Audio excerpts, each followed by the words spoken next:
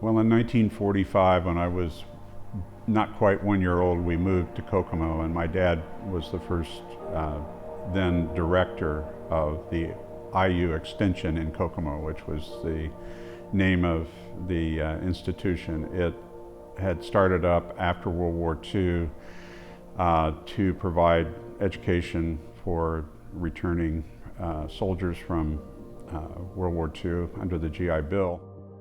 Well, it brings back old memories, you know, those were the good old days to some degree. At that point, we had 6 full-time faculty members.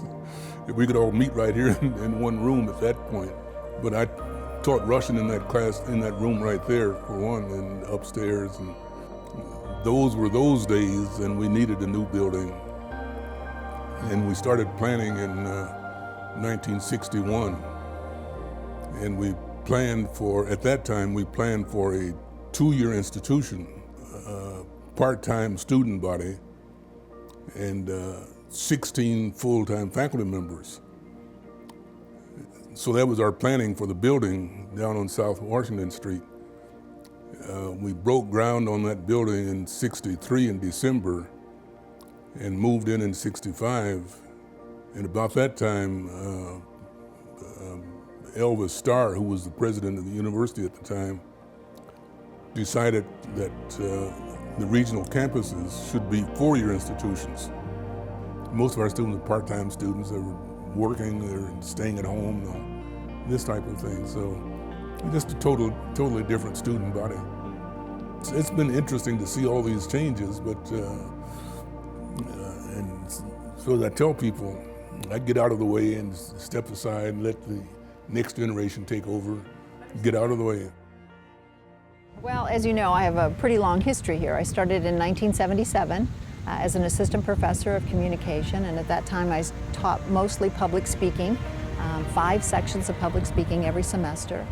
We had a lot of adult students here at that time, so I taught a lot of evening courses, 5:30 to 8 and 8:15 to quarter to 11, if you can believe that or not. So I would get done at about 11 o'clock at night, 11:30, and then have to get home and unwind. Then obviously I spent most of my time doing that, teaching and loving every moment of it.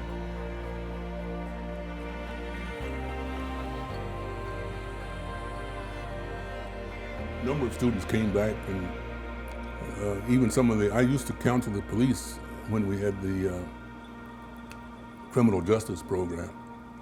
And I had to tell them, here's the program, and you know, here's a course in psychology and astronomy and sociology. And they would complain and say, I want this course in evidence and beating people over the head with this sort of thing. But I said, no, you got to take these things here because this makes you a rounded human being, and a rounded human being is also a better police officer. And some of them came back later on and said, well, I'm glad I took that course in astronomy or in psychology or in philosophy or something.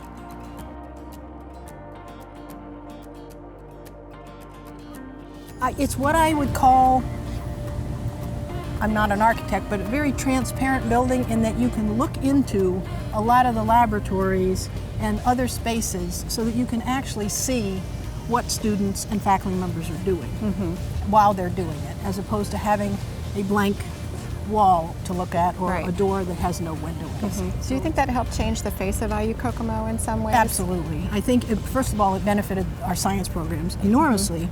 It transformed the physical environment of the campus, and I think it just gave people a really great sense of what this campus was capable of doing. So it was, I think, truly transformative. You stand here and look at that building, it's just a beautiful design.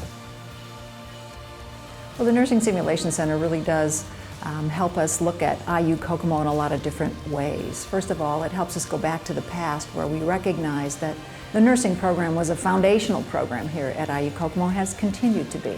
As you travel around the region, you'll find that we provide most of the nurses in this region. And it also reminds us of our past when we offered associate degrees, baccalaureate degrees, and graduate degrees. Now the associate degrees have been moved to the community college, and so we've become much more of a comprehensive baccalaureate institution. and of course the graduate degrees. So it kind of shows you our paths of how we have grown and how we have changed into this baccalaureate institution, and the fact that it was this foundational program, that a lot of our students were nursing students. And of course we still have education and business and then our arts and sciences programs, but this was kind of one of the most fundamental.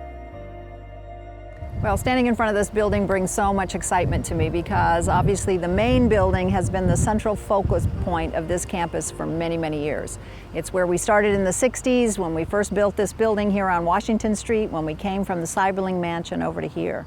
And now it is under extensive renovation. We have literally kind of stripped the walls, the floors, and the ceilings, and we've started over.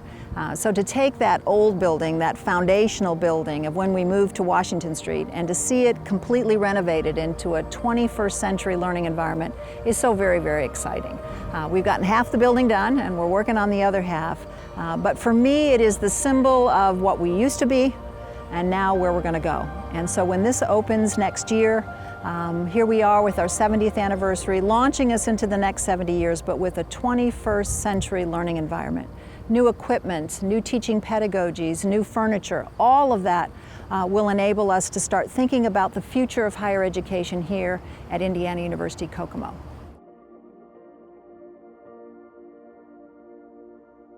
It's been very interesting. I've served in all sorts of positions here at the university and learned a lot, had a lot of fun, and it's been exciting as well as fulfilling.